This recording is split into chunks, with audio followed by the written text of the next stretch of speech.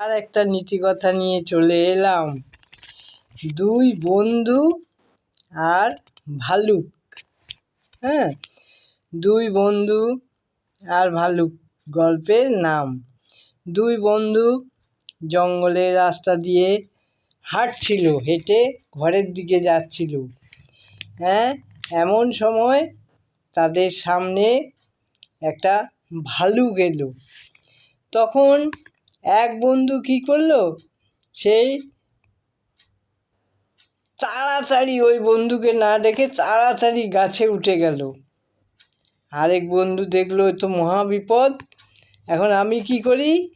তখন ওই বন্ধু কি করলো, গাছের তলায় চুপচাপ একদম মরার মতো শুয়ে পড়লো। ভালুক সামনে চলে এসেছে, তখন কি করবে, তখন একদম নিঃশ্বাস বন্ধ করে, মৃত মানুষ যেমন থাকে সেইভাবে সে চুপচাপ একদম শ্বাস বন্ধ করে, চোখ বন্ধ করে শুয়ে রইল। ভালুকটা এসে তাকে শুকলো, এরকম করে শুকে দেখলো, ভাবলো এসব মারা গেছে। ভালুক আবার মরা মানুষ খায় না, আবার ভালুক গাছে উঠতেও পারে না। তো সেই বন্ধুটা তো গাছে উঠে গেল, এইভাবে বেঁচে গেল। তখন এইটা উপর থেকে বসে বসে ওই প্রথম বন্ধুটা দেখছিল। দেখে সে এসে জিজ্ঞেস করলো, ভালুক তোমার কানে কানে কি বলে গেল বলো দেখি। বলছে, আমি সব দেখেছি, তোমার কানে কানে কি যেন বলে গেল। হ্যাঁ, তখন পরে ওই বন্ধু নেমে যখন জিজ্ঞেস করলো, ভালুক তোমার কানে কানে কী বলে গেল বলো তো, সে বলল, বিপদে যে পাশে থাকে না সে কোনো দিন আসল বন্ধু হতে পারে না। বুঝেছ?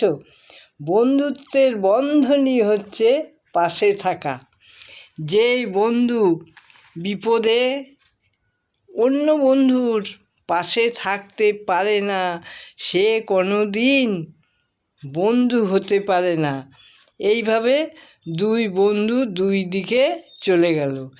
এই কথাটার অর্থ তোমরা নিশ্চয়ই সবাই বুঝেছ। এবং বন্ধু যদি কারো সাথে করো তাহলে আমাদের কর্তব্যও কিছু আছে, তাই তো? সেই কর্তব্য তোমরা পালন করো।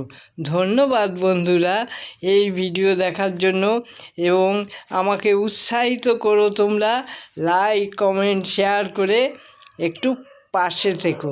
ধন্যবাদ।